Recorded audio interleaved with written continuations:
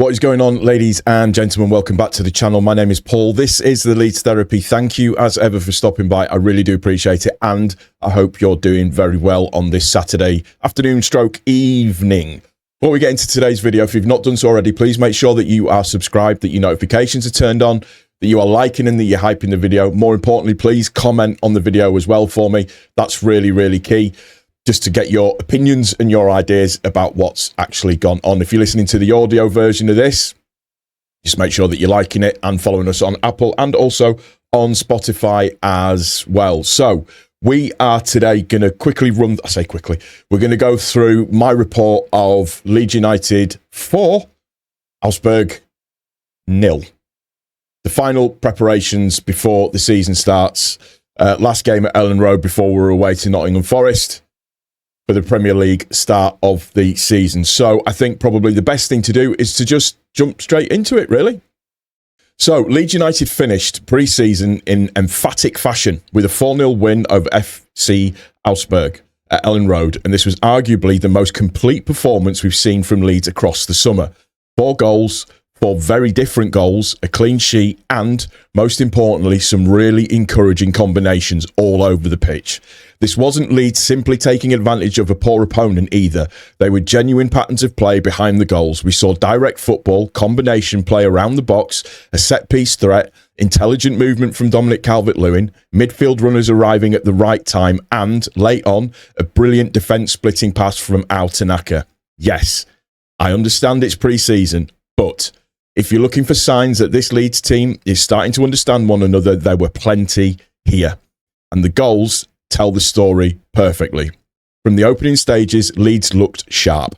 There was a physicality to the performance, but there was also a willingness to play forward quickly.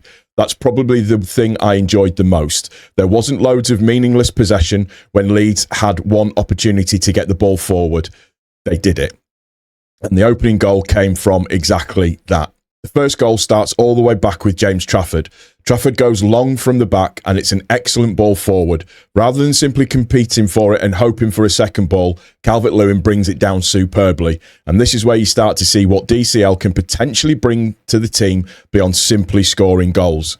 He's got a defender around him, but instead of trying to turn and force something, he gets his head up and brings Harry Wilson into the move. Wilson then plays the ball into Brendan Aronson, who is making his way towards the edge of the box. Aronson doesn't hold on to it. He moves it on quickly into the path of Anton Stack, and Stack arrives and finishes the move brilliantly.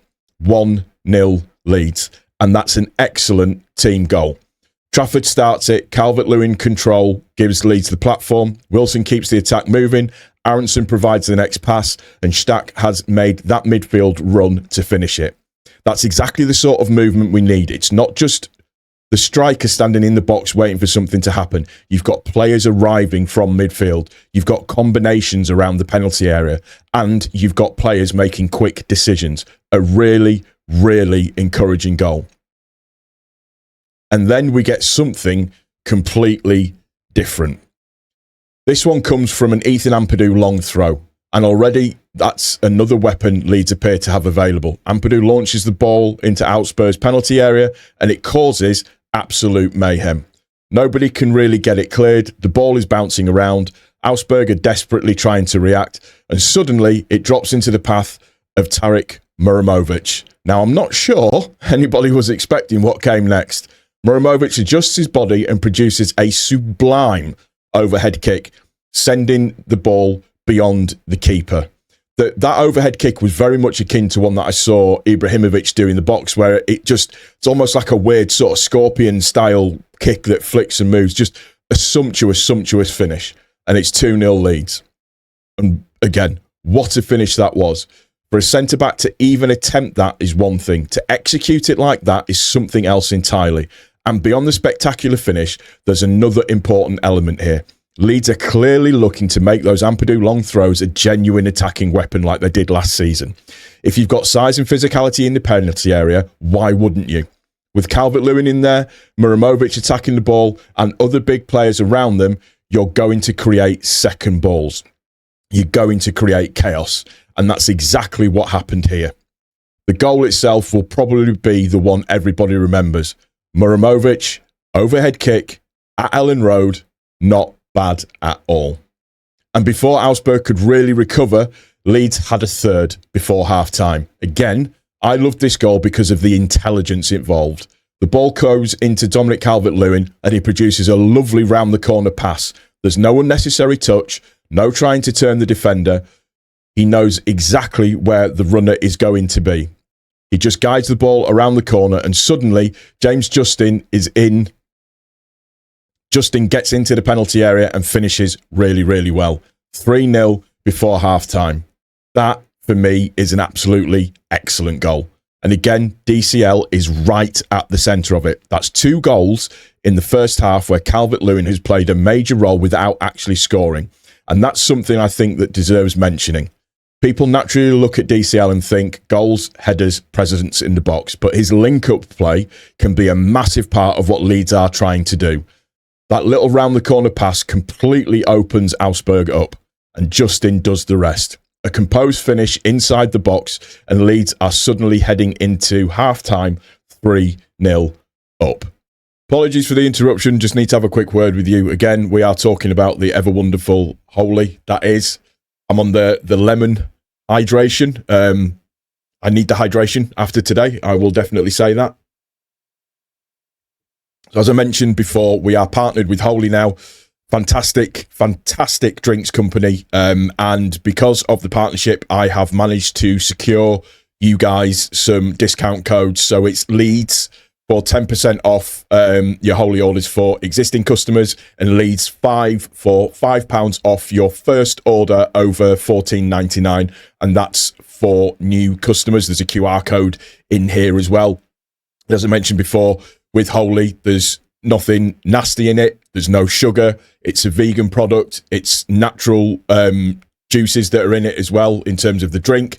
And it is very, very good. You get the choice of hydration. You get the choice of iced tea. You get the choice of electrolytes. And you also get the choice of milkshakes as well. And it's literally just add water, shake it up, drink and enjoy. So thank you once again to Holy for partnering with the channel. We really do appreciate you. And if you do want to check it out, the links and stuff will be in and around on the video and also in the description below. Thank you very much to Holy again for partnering with the Leeds Therapy. At that stage, you almost didn't want the first half to finish. Leeds were playing with confidence, the movement was good, the tempo was good, and importantly, all 3 goals had come in different ways. The first was a flowing move started by Trafford, the second came from the chaos created by Ampadu's throw-in, the third came from intelligent link-up play involving Calvert-Lewin. That's what you want. You don't want a team that can only score one particular type of goal. You want different threats, and Leeds showed that. I think Calvert-Lewin deserves a separate mention here as well. He might not have been the man sticking the ball into the back of the net, but his involvement in the first half was massive. For the opener, he brings Trafford's long ball down brilliantly and helps start the combination that ultimately ends with Stack scoring. Then for the third, he produces a clever round-the-corner pass for Justin. That's proper centre-forward play, holding it up, bringing other players into the game, understanding where the runners are, giving midfielders and wide players something to play off. If Leeds can consistently get that sort of performance from him, it gives this attack another dimension. The second half was naturally different. At 3-0, with substitutions being made and players managing their minutes ahead of competitive football, you were never going to get exactly the same rhythm. But what I liked was that Leeds remained controlled. There wasn't suddenly a collapse in shape. Augsburg weren't being gifted loads of opportunities. Leeds continued to defend properly. And as the game opened up later on, there was still another goal waiting. And this might have been the most technically impressive pass of the afternoon. Late in the second half, Al Tanaka gets his head up and spots Mecha making the run. Tanaka then plays an absolutely brilliant defence-splitting pass through the Augsburg backline. Perfect weight, perfect direction. It's one of those passes where the defender is taken completely out of the game. Mecha runs onto it and suddenly he's through on goal. The keeper comes out, Mecha stays calm. And rather than smashing it, he produces a really delicate finish, deftly lifting the ball over the keeper. 4-0 Leeds. Lovely goal, brilliant pass, brilliant run, brilliant finish. And that's the sort of goal Al Tanaka can When he's got his confidence up, help Leeds produce. If you've got runners willing to go beyond the defence, Tanaka has got the ability to find them. He sees pictures quickly, and Metch's finish is exactly what you want from a forward in that situation. No panic, no unnecessary power, just lift it over the keeper and get ready to celebrate. The 4 goals are probably the biggest attacking positive from this game, in that they were very, very different threats. Look at the goals in particular. Goal 1, Trafford goes long, DCL brings it down, Wilson to Aronson, Aronson to Stack, finish. Goal 2, Ampadu long throw, chaos in the box, Muramovic with an overhead kick. Goal 3, DCL with a round the corner pass, Justin breaks into the area and finishes. Goal 4, Tanaka splits the defence open, Mecha races through and lifts it over the keeper. That variety matters. Direct football, set pieces, combination play, midfield runners, overlapping players, passes in behind. Leeds weren't simply relying on one method. And while 4 goals is obviously going to grab your attention, don't overlook the other number on the scoreboard, 0. Leeds kept the clean sheet. That's another big positive heading into the competitive season. The defensive structure looked solid. There was protection in front of the back line, and when Augsburg did attempt to build momentum, Leeds generally dealt with it well. That's hugely important because we know we're not going to be dominating every Premier League game. There are going to be periods where Leeds have to defend.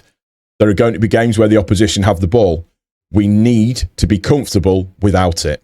And performances like this at least suggest that organisation is starting to develop. For me, the biggest takeaway wasn't simply winning 4-0, it was the amount of involvement across the team. Trafford contributes to the goal. DCL's involved in 2 of them. Wilson and Aronson combining. Stack scores. Ampadu creates danger from the long throw. Muramovic produces an outrageous finish. Justin gets forward and scores. Tanaka plays the pass of the game. Mecha finishes it beautifully. That's a team contribution.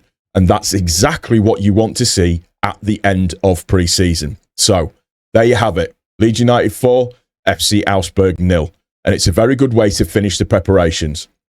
Stack's opener after a fantastic move, beginning with Trafford's long ball and Calvert-Lewin's control. Muramovic makes it 2 with a ridiculous overhead kick after Ampadu's long throw. James Justin gets a 3rd before half-time after outstanding link-up play. And then late on, Tanaka cuts the Augsburg defence apart with a beautiful pass before Mecha calmly lifts the ball over the keeper.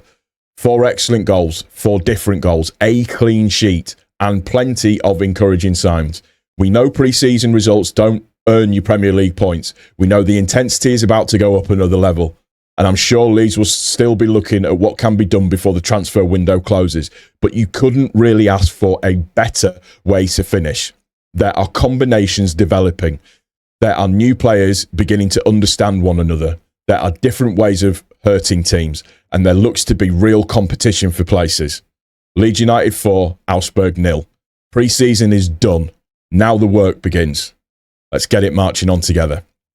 So, that's my little write-up report of how it is. The one thing that I always say is what I want to see in pre-season is that I want to see us progressing. It's not so much about the result. The result's great and the result's fantastic. And today was brilliant. Like I said, the difference in the goals that we scored, the way that we played on the front foot, all of that good stuff, that's exactly what I want to see. But what I want to see more than anything is steady improvement as the games go on throughout pre-season and the team getting better and the team understanding each other. And I have to say, that's exactly what I've seen from Wrexham to Augsburg. That's for pre-season. That's everything that I've seen. We've gotten better and better and better and fitter and fitter and fitter.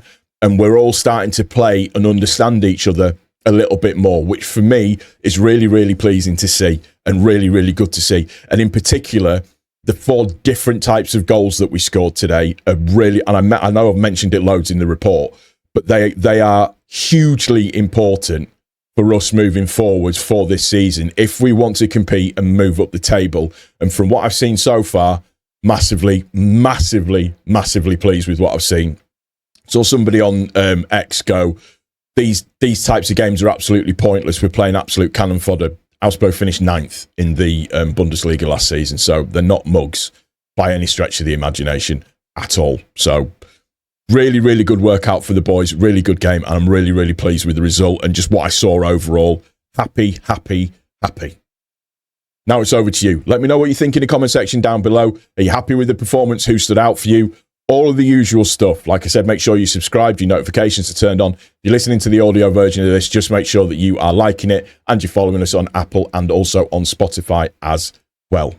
Ladies and gentlemen, take care of each other. Most importantly, please take care of yourself. We'll see you on the next one. Take it easy. Cheers.